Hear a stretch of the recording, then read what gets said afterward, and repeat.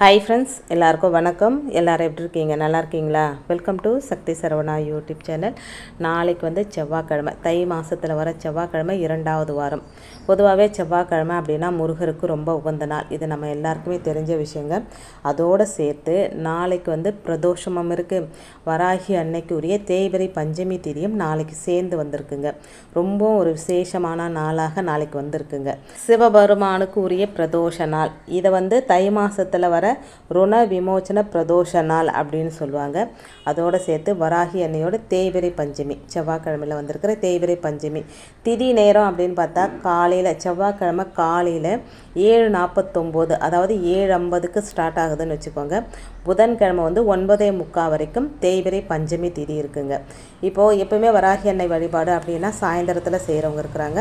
ஒரு சிலர் வந்து பிரம்ம முகூர்த்த நேரத்தில் செய்கிறவங்களும் இருக்காங்க. ஒருவேளை நீங்கள் சாயந்தரம் செய்கிறதா இருந்தால் செவ்வாய்க்கிழமை செய்யலாம். இல்லை பிரம்ம முகூர்த்த நேரத்தில் செய்கிறதா இருந்தாலும் புதன்கிழமை காலையில் செஞ்சுக்கலாம்.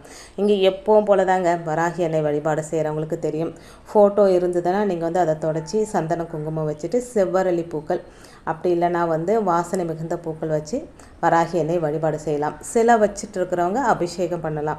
ஒரு 5 அபிஷேகம் வராகி அன்னைக்கு பண்ணலாம். அதோட சிவலிங்கமோ இல்லை ஸ்படிகலிங்கமோ வச்சுருந்தா நாளைக்கு பிரதோஷமும் இருக்குது இல்லைங்களா, அவங்களுக்கும் அபிஷேகம் பண்ணிடலாம். முருகர் சிலைக்கும் அபிஷேகம் பண்ணலாம். ஏன்னா 3 தெய்வங்களுக்கும் உரிய நாளாக நாளைக்கு வந்திருக்குது. அப்படின்றதுனால இது செய்கிறதுனால ரொம்ப விசேஷங்க. இந்த மாதிரி சிலைகள் எதுவுமே இல்லாட்டியும் நம்ம தீபம் மூலமாவது வழிபாடு செஞ்சுக்கலாம். தீபம் அப்படின்றது நம்ம முன்னோர் காலத்திலேருந்து வழிபட்டுட்டு வரக்கூடிய ஒரு முறை.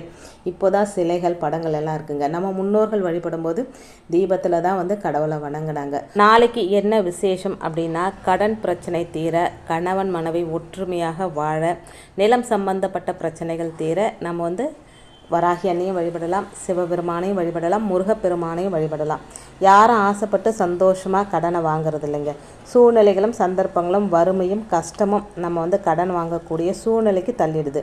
தீராத கடன் பிரச்சனைகள் சிக்கியிருக்கிறவங்க அதிலிருந்து விடுபட இந்த தை மாத ருண விமோச்சன பிரதோஷ நாளை வந்து தவற விடாதீங்க. ருணம் அப்படின்னா நோய் அப்படின்னு பொருளுங்க.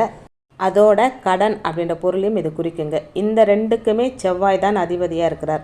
செவ்வாய்க்கிழமை அன்னைக்கு வந்திருக்கக்கூடிய பிரதோஷ நாளில் சிவபெருமானை வழிபாடு செய்தால் நோய் இல்லாமல் வாழலாம், கடன் இல்லாமல் வாழலாம். எல்லா பிரச்சனையும் கூடிய சீக்கிரத்தில் சரியாகிடுங்க. அந்த சிவபெருமானை மனித ரூபம் எடுத்து உங்கள் கஷ்டங்களை தீர்க்க இறங்கி வருவார் அப்படின்றது நம்பிக்கைங்க. செவ்வாய்க்கிழமை சாயந்தரம் எப்பவுமே பிரதோஷ டைம் அப்படின்றது 4:30, 6. கட்டாயம் உங்கள் பக்கத்தில் இருக்கிற சிவன் கோயிலுக்கு போங்க. அங்கே நடக்கிற அபிஷேகத்தில் கலந்துக்குங்க. உங்களால் முடியும் அப்படின்னா ஏதாவது அபிஷேக பொருளை வாங்கி கொடுங்க. பாலோ, தயிரோ, பன்னீரோ, தேனோ, இல்லாட்டி வந்து இளநீரோ இந்த மாதிரி வாங்கி கொடுங்க. அதோடு சேர்த்து வில்வ இலையை வாங்கி உங்கள் கையால் மாலையாக கட்டி கொடுங்க. செவ்வரளி பூக்களை உங்கள் கையால் மாலையாக கட்டி கொடுங்க. எது செஞ்சாலும் அது வந்து மன திருப்தியோட சந்தோஷமாக செய்யுங்க. அந்த விசேஷமான பிரதோஷ பூஜையில் போயிட்டு நீங்கள் கலந்துக்குங்க. கூட்ட நெரிசலில் போய் சிவபெருமானை பார்க்கணும் அப்படின்ற அவசியம் கிடையாதுங்க. கோவிலோட வளாகத்தில் ஏதாவது ஒரு இடத்துல உட்காந்துட்டு சிவபெருமானை மனசில் நினச்சிக்கோங்க. உங்களுடைய கடன் பிரச்சனை தீரணும், தீராத நோய் தீரணும் அப்படின்னு நினச்சி அமைதியாக மனசுக்குள்ளேயே நீங்கள் தியானம் செய்யுங்க. ஓம் நம சிவாயா அப்படின்ற அந்த 5 எழுத்து மந்திரத்தை சொன்னாலே போதுங்க. வேறு எதுவும் சொல்லணும் அப்படின்ற அவசியமே கிடையாதுங்க. தை மாதத்தில் வந்திருக்கக்கூடிய செவ்வாய்க்கிழமையில் இந்த பிரதோஷ நேரத்தில், ருண விமோச்சன பிரதோஷ நேரத்தில் நீங்கள் வந்து சிவபெருமானோட கோயிலில் உட்காந்துட்டு ஓம் நம சிவாயா அப்படின்ற அந்த 5 எழுத்து மந்திரத்தை சொன்னாலே போதுங்க. உங்களுடைய கடன் பிரச்சனைக்கு முழுமையான தீர்வை அந்த கடவுள் வந்து காட்டி கொடுப்பாருங்க. இது போல் நோய் நொடி இருக்கிறவங்களும் செவ்வாய்க்கிழமை சிவபெருமானை வழிபாடு செய்யலாங்க. சிவன் கோயிலில் பிரதோஷ நேரத்தில் 2 மண் அகல் விளக்குல நல்லெண்ணெய் ஊற்றி திரி போட்டு விளக்கேற்றி சிவபெருமானை வழிபாடு செய்வது சிறப்புங்க. ஒருவேளை உங்களுக்கு கோயிலுக்கு போக முடியாத சூழ்நிலை இருந்தால் வீட்லேயே கூட நீங்கள் இந்த வழிபாடு செய்யலாங்க. 2 மண் அகல் விளக்கில் நல்லெண்ணெய் விட்டு தீபம் ஏற்றி ஓம் நம சிவாயா அப்படின்ற 5 எழுத்து மந்திரத்தை சொல்லி ஏதாவது ஒரு நெய்வேத்தியத்தை வச்சு நீங்கள் வழிபாடு செய்யலாம். அதோட பஞ்சமி தீதியும் வந்திருக்கு. பஞ்சமி தீதி வழிபாடு செய்கிறவங்களுக்கு தெரியும், நம்மளுடைய எல்லா பிரச்சனைகளும் தீரணும் அப்படின்னா தேய்பிறை பஞ்சமி திதி ரொம்பவும் விசேஷங்க. வராகி அன்னைக்கும் அபிஷேகம், அலங்காரம் இதெல்லாம் பண்ணிவிட்டு மண்ணுக்கு அடியில் விளையிற கிழங்கு வகைகள் நெய்வேத்தியமாக வைக்கலாம். பானகம் வராகி அன்னைக்கு ரொம்ப பிடிக்கும், வைக்கலாம். மாதுளம் பழ முத்துக்களை உதிர்த்து தேன் ஊற்றி வைக்கலாம். இந்த மாதிரி உங்களுக்கு என்ன கிடைக்குதோ அந்த கிழங்கு வகைகள் வைக்கலாம். என்ன நெய்வேத்தியம் வச்சாலும் அதோடு சேர்த்து ஒரு வெள்ளைக்கட்டியை வைங்க. அந்த வெள்ளைக்கட்டி பூஜையெல்லாம் முடிஞ்ச பிறகு நீங்கள் அதை எறும்புகளுக்கு தானமாக கொடுக்கணும். எறும்புகளுக்கு தானமாக கொடுக்க முடியல அப்படின்னா பசுமாட்டுக்கு அதை உணவாக கொடுக்கணுங்க.